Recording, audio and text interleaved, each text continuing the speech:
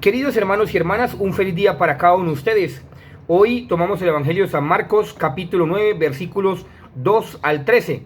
Pero en especial vamos a ver el versículo 7 porque nos aclara perfectamente quién es nuestro Señor Jesucristo. Por eso vamos a tomarlo primeramente en español y seguidamente hacemos claramente la identificación del texto bellísimo en griego. Dice de la siguiente manera en español. Dice así: y se formó una nube que los cubría, y vino una voz de la nube: este es mi Hijo querido, escuchadle. Palabra del Señor, gloria a ti, Señor Jesús. En griego es un poco más profundo, más significativo, sobre todo que aclara más quién es nuestro Señor Jesucristo. Dice de la siguiente manera, y como el texto, antes de enunciarlo, y como el texto está escrito en arameo, vamos a ver la palabra clara en arameo y hebreo, que es la misma palabra de la cual me interesa que quede clara esa palabra el día de hoy. Dice así en griego: kai egeneto, nefle. Esa palabra es bellísima, nefle. Epis kian zousa, autois kai ulte, fune, ectos nefelus, autos esti hoy giosmou ou agapetos, acoute autoi. Palabra del Señor, gloria a ti, Señor Jesús. Mira esta palabra tan bella, bellísima. Dice nefelu. Primero está egeneto, un adjetivo de tiempo, pero al mismo tiempo un verbo y un consonante. Egeneto, nefelu, ¿verdad? Bellísimo. Quiere decir, literalmente traducido del griego literal, del arameo también literal, quiere decir aquel que conoce todas las cosas. Aquel que conoce todas las cosas. Bellísimo. Aquel que conoce todas las cosas. ¿Y quién es el que conoce todas las cosas? El Padre. Aquel que conoce todas las cosas. ¿Y quién es? El Padre. Episki sousa, que han sido escondidas o han sido de cierta manera no reveladas.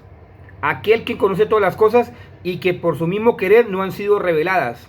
No han sido reveladas. Bellísimo. Y mira lo que dice el siguiente: autois kai ulten. Y por medio de él van a ser reveladas. ¿Por medio de quién?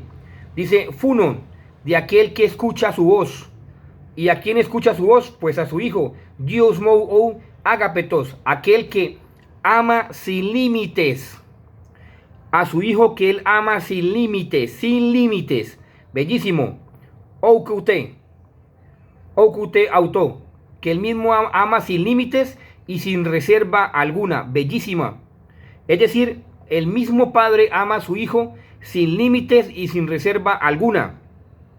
Por tanto, cuando escuchamos esta palabra y vemos también la traducción en arameo y en hebreo, que es la misma palabra, Shekinah quiere decir presencia divina.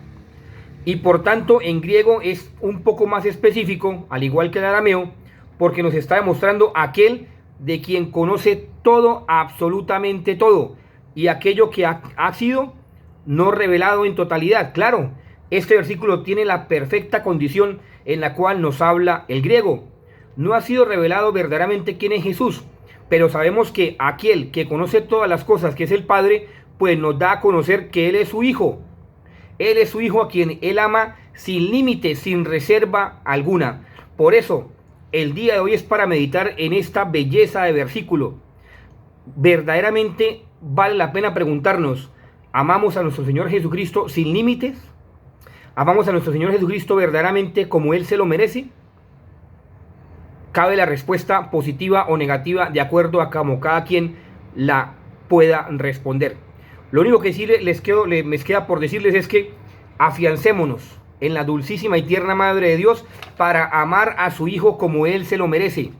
Para amar a su Hijo como Él verdaderamente se lo merece, porque Él se merece y es digno de todo amor y de toda adoración, porque ha dado su vida por nosotros y nos ha amado primero. Y como nos ha amado primero, quiere siempre lo mejor para nosotros. Por eso, a través de la dulcísima y tierna Madre de Dios, María Santísima, amemos a nuestro Señor Jesucristo. Amémoslo. ¿Y cómo es la mejor manera para expresar el amor de Dios? Sencillamente haciendo la voluntad del Padre. ¿Y cómo la conocemos? Tema para otro día de otra reflexión merológica, porque hay dos formas de conocer usted la voluntad de Dios en su vida.